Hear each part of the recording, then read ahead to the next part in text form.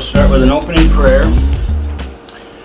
Dear Lord, thank you for the time to look at these words and help us to understand ourselves and thereby strengthening our connection with you as we learn how our daily reality is created and all the intricacies and implications and probabilities that are part of our lives, how our beliefs and choices affect everything, including our emotions, and how by paying closer attention to our daily lives we can lead more fulfilling lives, thereby feeling the love and the miracle of life, filling ourselves with that and helping those around us.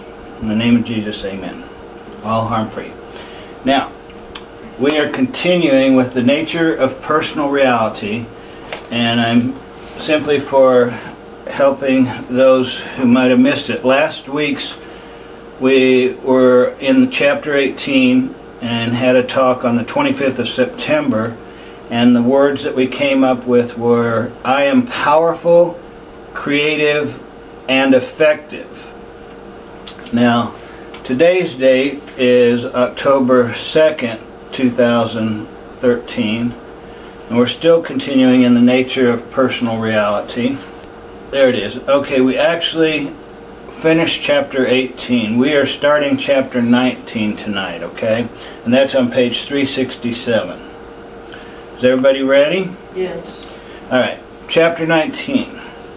The concentration of energy, beliefs, and the present point of power. The concentration of energy follows your beliefs. Many beliefs, not negative in themselves but overemphasized, lead to what certainly appear to be negative results. This material is highly important to many of you who find yourselves in situations with which you are not pleased. I am using Rupert as an example for several reasons. Many of you have a tendency to believe that anyone with such abilities as Rupert has no problems or challenges. Rupert has often said, quote, some of my correspondents expect me to be completely healthy, wealthy, and wise, and indeed beyond any human feelings, unquote. And he is quite correct.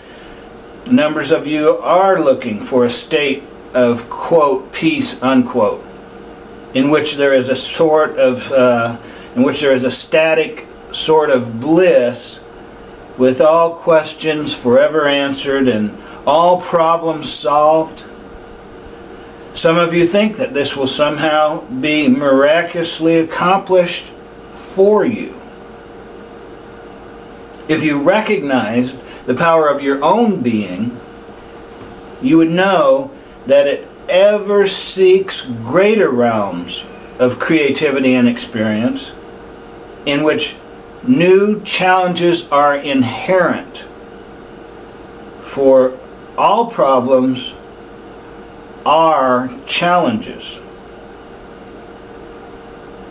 In Rupert's case, he began with a group of ideas and beliefs that only became restrictive when he carried to extremes.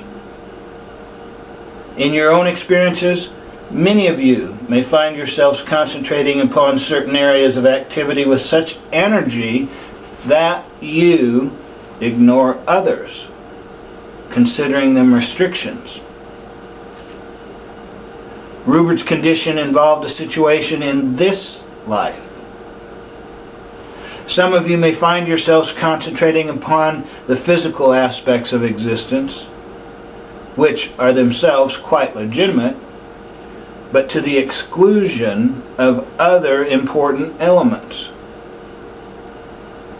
In larger terms, such focusing in particular areas can involve an entire life situation, reincarnationally speaking, where you choose ahead of time, so to speak, to concentrate your attention in certain areas rather than others.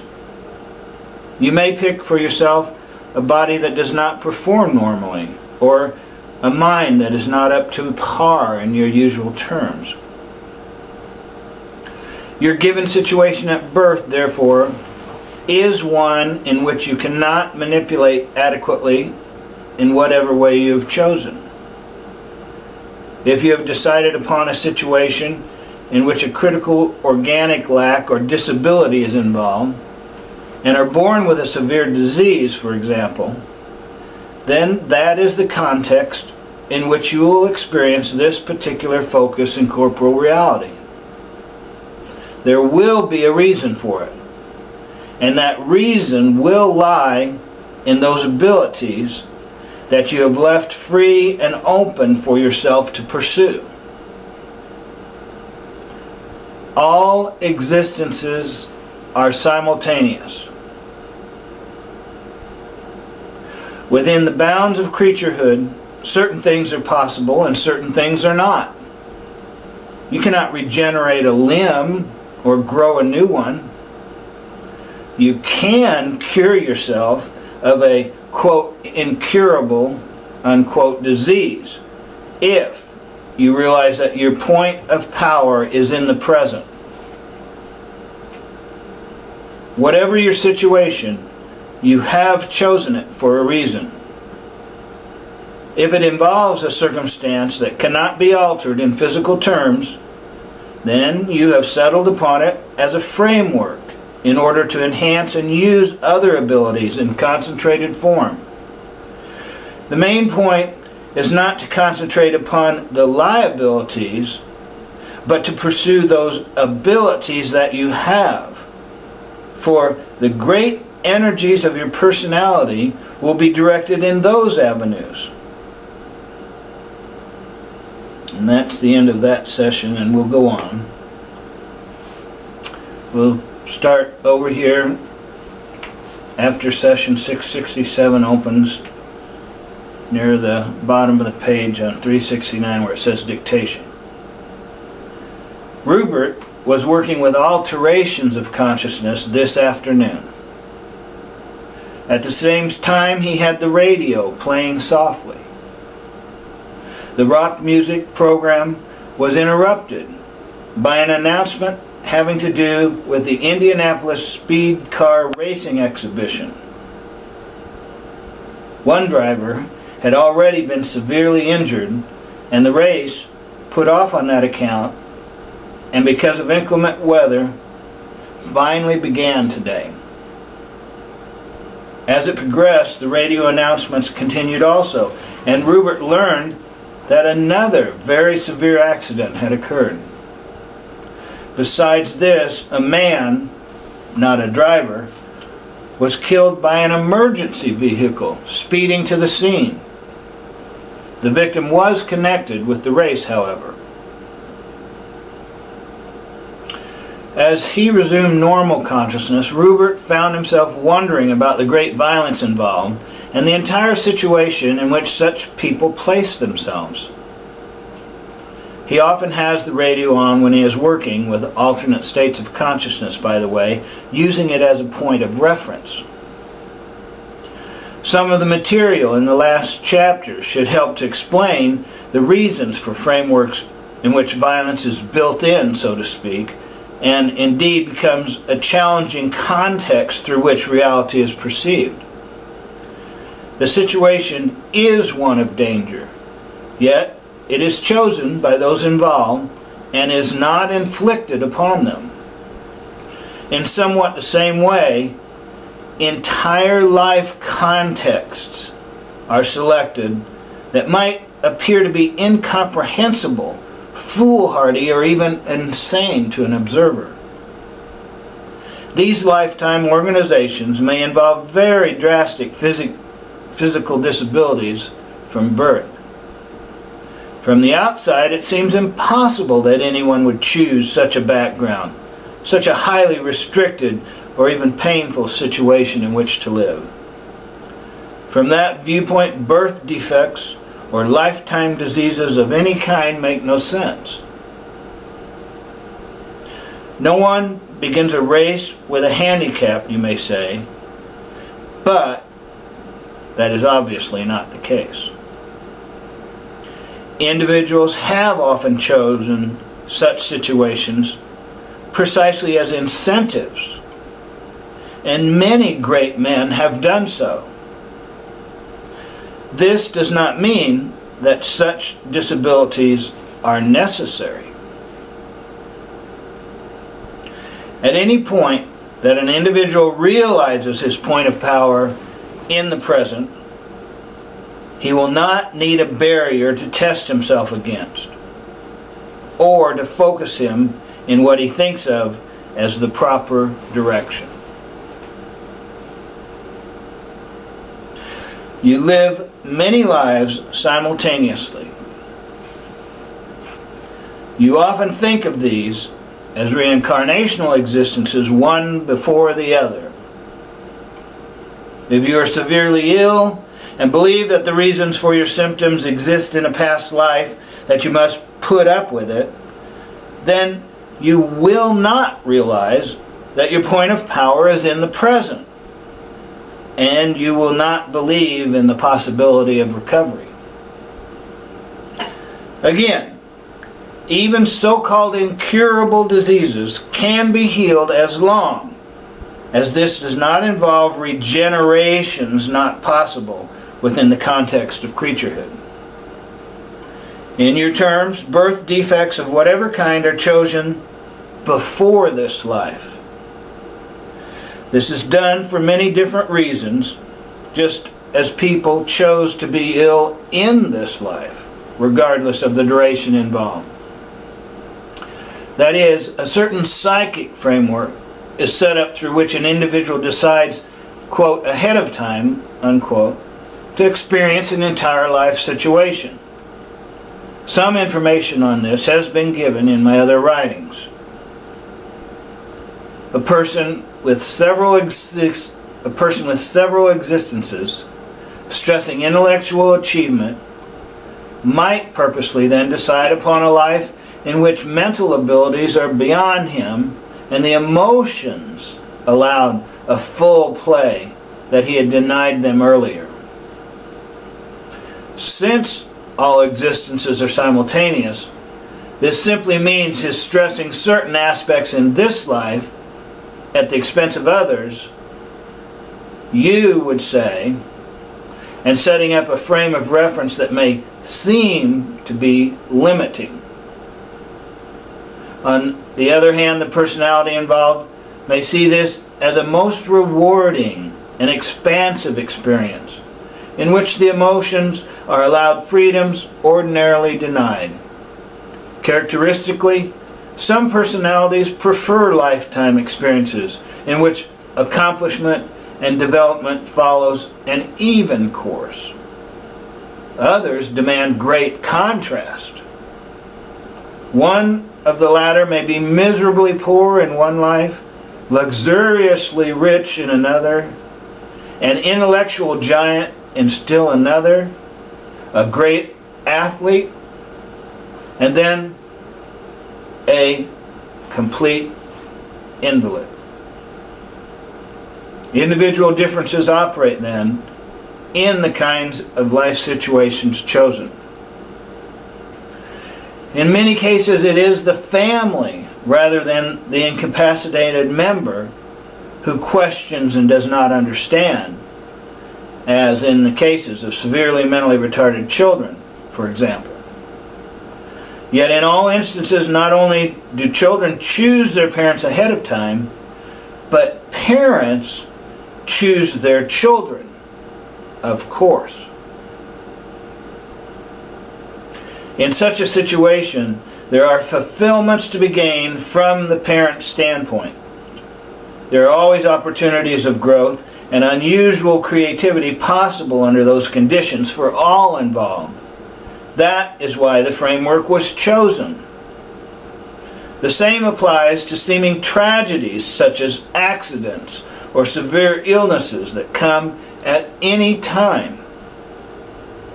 On an individual basis, a grave illness, for instance, will represent the adoption of a particularly highly intense focus in which a given aspect of usual experience is deliberately cut out or denied. The context of life itself must then be magnified along other lines. In somewhat the same manner, this also applies to those born in extreme poverty or in the most seemingly unfortunate of family situations. The life challenge is inherent within the problem itself and springs from it. Usually, though not always, a peculiar personal achievement results precisely because of the given difficulty. Now, this accomplishment need not involve some great artwork or invention or political leadership, for example, though it may. Often, the successful activity represents a challenge on the part of the personality who set it in terms of psychological creativity and the overall enrichment of experience. Those involved, such as family, will have acquiesced to the situation, quote, earlier, unquote. Often, particularly in the case of mental or physical birth defects, the incapacitated person will be accepting that role not only because of personal reasons. He or she will also be choosing that part for the family as a whole. Highly intelligent parents, therefore, may find themselves with a retarded child. If they place a great value upon intellect at the expense of the emotions, then the child may be acting out for them the emotional spontaneity of which they are so afraid themselves. A birth defect is obvious and sets up certain conditions that cannot be ignored. Many ordinary illnesses also involve the family group to some degree. The predominating beliefs of the sick person will always be paramount, however. The group situation will encompass an acquiescence on the part of other family members. Now, understand that the same thing applies in the case of unusual achievements. In those instances, the achiever's beliefs predominate, and yet, apart from this, he may also be acting out the unrealized aspirations of his family members or of the group in which he is intimately involved. There will always be reasons for such interrelationships. Many great contrasts of a social nature have the same kind of inner meaning. Here, whole groups of individuals chose particular life situations in which, for example, poverty and illness predominate, while other areas of the world or of any given nation enjoy the highest technological advances, wealth, and prosperity. Separately, each personality has a private reason for such an affiliation. But on other levels, through the contrasting focuses of poverty and wealth, scientific accomplishments or the lack of them, opposites are brilliantly apparent.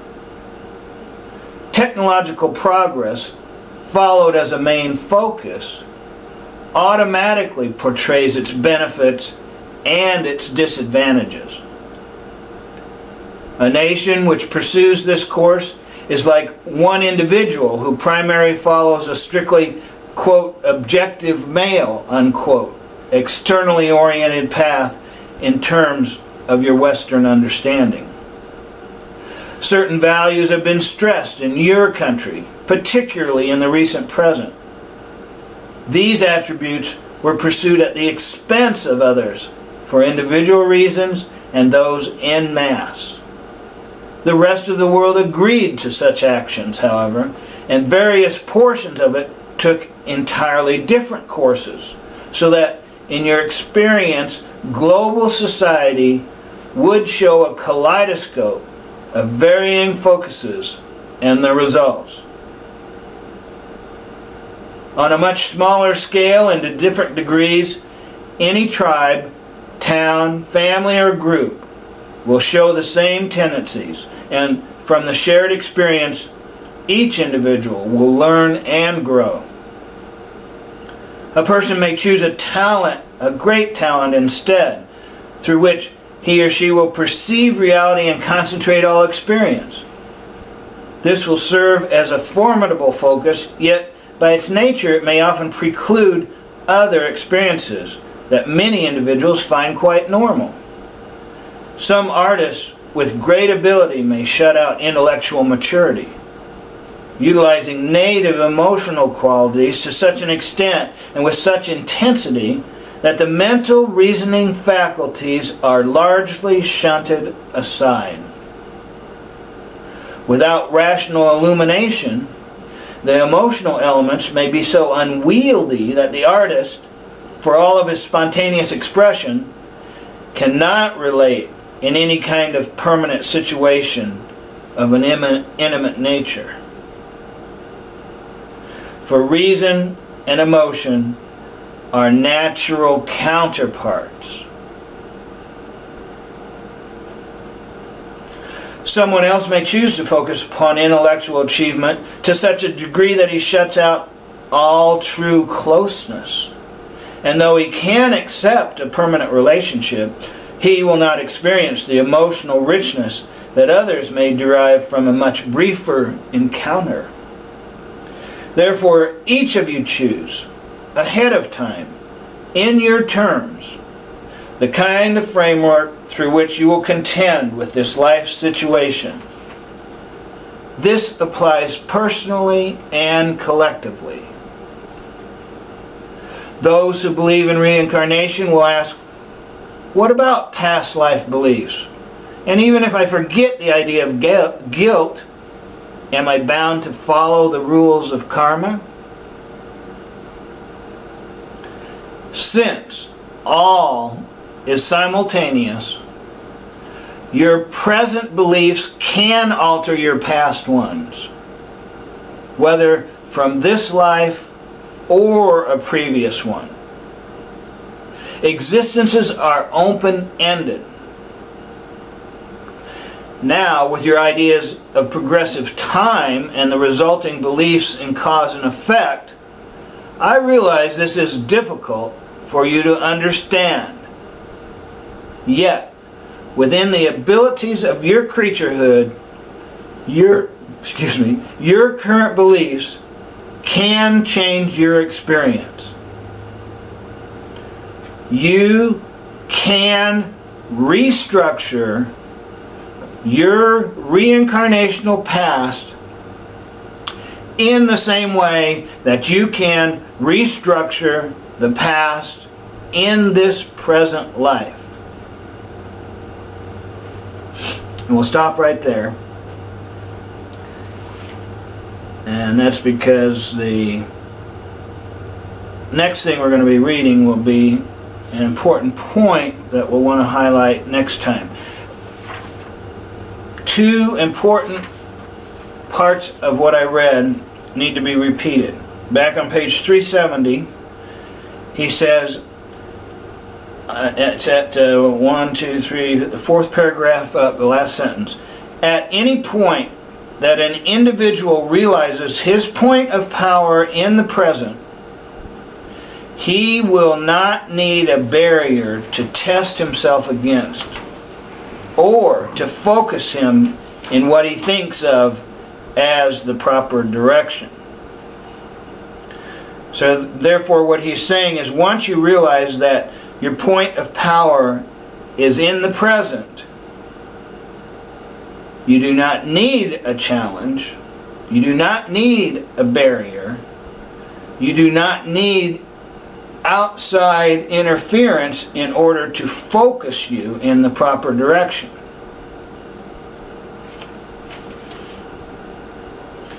And then the other one that I want you to look at is on page 373, right above the last paragraph. The last sentence says, "For reason and emotion are natural counterparts." Okay. Now, that sort of is part of a lot of philosophies all over the world, all through time. Emotion and intellect, emotion and reason, emotion and ideas, emotion and beliefs. He's just restating again that they are natural counterparts. And what he wants us to understand by that is they are present in each moment of experience that we are part of. One or the other may be stressed more, or understood more, or perceived more, or possibly expressed more based on what we believe. However, reason and emotion are natural counterparts. So the highlight at this is going to be on page 370, and that is this. Once you realize your point of power is in the present, you no longer need barriers to, hopefully. Okay, so we are going to focus on a couple of these parts that I had highlighted. But the bottom line of what we're going to come up with for our words for today's reading is, I respond well to my present point of power.